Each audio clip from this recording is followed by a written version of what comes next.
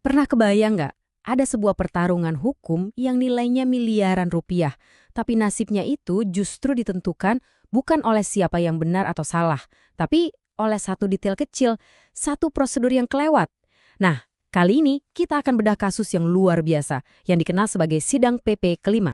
Oke, jadi semua ini berawal dari mana? Dari angka ini, 25 miliar rupiah.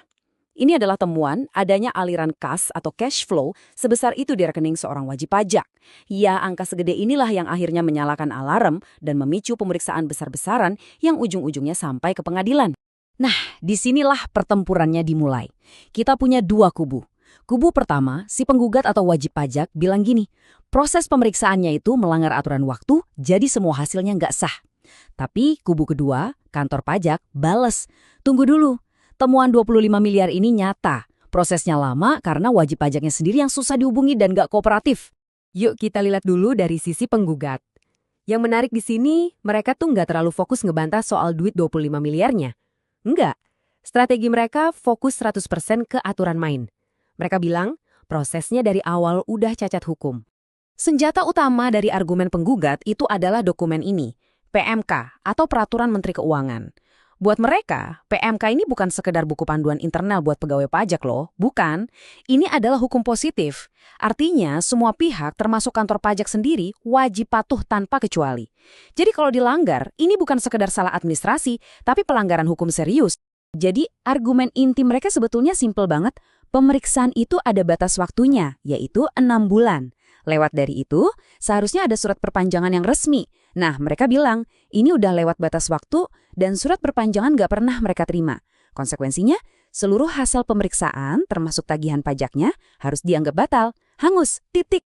Oke, sekarang kita pindah ke sisi seberang ya. Kita dengerin cerita versi kantor pajak yang ya bisa dibilang melukiskan gambaran yang beda banget soal apa yang sebenarnya terjadi. Menurut kantor pajak, ceritanya begini.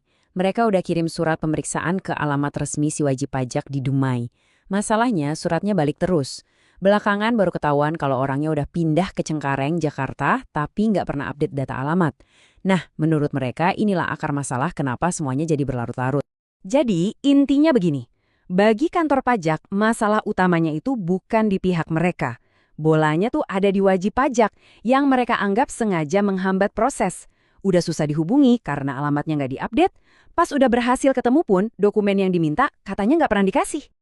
Oke, dari semua argumen yang rumit dan saling tuduh ini, ada satu momen di ruang sidang yang jadi titik balik. Satu momen yang bisa dibilang mengubah arah angin dari seluruh kasus ini. Bayangin deh, di tengah semua perdebatan hukum yang jelimat, hakimnya memotong dan nanya satu hal. Pertanyaannya simpel banget, langsung ke intinya. Surat perpanjangan waktu pemeriksaannya mana? Kenapa nggak pernah disampaikan ke wajib pajak? Dan inilah jawabannya, momen yang paling krusial. Si pemeriksa pajak di bawah sumpah memberikan pengakuan yang sangat jujur sekaligus mengejutkan.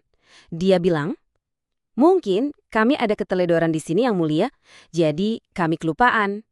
Ya, mereka lupa mengirimkan surat itu. Tapi kenapa bisa sampai lupa? Ternyata ada ceritanya. Si pemeriksa menjelaskan kalau timnya itu cuma 3 orang, tapi harus menangani lebih dari 80 kasus pemeriksaan sekaligus. Beban kerja yang luar biasa berat inilah yang menurutnya jadi penyebab keteledoran atau kelalaian prosedur itu terjadi. Nah, pengakuan lupa tadi itu langsung membawa kita ke jantung persoalan kasus ini.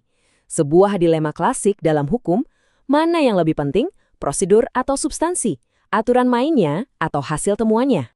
Jadi, kita punya dua prinsip yang saling beradu di sini. Di satu sisi, ada argumen prosedural yang bilang prosesnya salah, aturannya dilanggar, jadi hasilnya harus dibatalkan. Tapi di sisi lain, ada argumen substantif yang bilang, tunggu dulu, ini ada temuan 25 miliar yang nggak bisa dijelaskan. Masa mau kita abaikan begitu saja hanya karena ada kesalahan administrasi? Terus, kenapa sih kita harus peduli sama satu kasus ini? Loh, jangan salah, putusan hakim di sini itu bukan cuma buat si wajib pajak itu aja. Ini bisa jadi preseden, jadi patokan penting yang akan mempengaruhi hubungan antara negara dan kita semua, warga negaranya, di masa depan. Jadi ini bukan lagi soal si A lawan kantor pajak, ini adalah ujian prinsip buat kita semua. Pertanyaannya jadi begini, Apakah aturan yang dibuat oleh pemerintah itu juga mengikat mereka sendiri secara mutlak? Atau apakah temuan yang dianggap besar bisa jadi alasan untuk menabrak prosedur yang mereka buat sendiri? Pada akhirnya, kita semua ditinggalkan dengan satu pertanyaan besar ini. Kalau sebuah lembaga pemerintah melakukan kesalahan prosedur, haruskah semua temuan substantifnya, temuan materialnya, dibatalkan begitu saja? Mana yang harus kita dahulukan? Kepastian hukum lewat prosedur yang ketat atau kebenaran material meskipun proses untuk mendapatkannya sedikit cacat?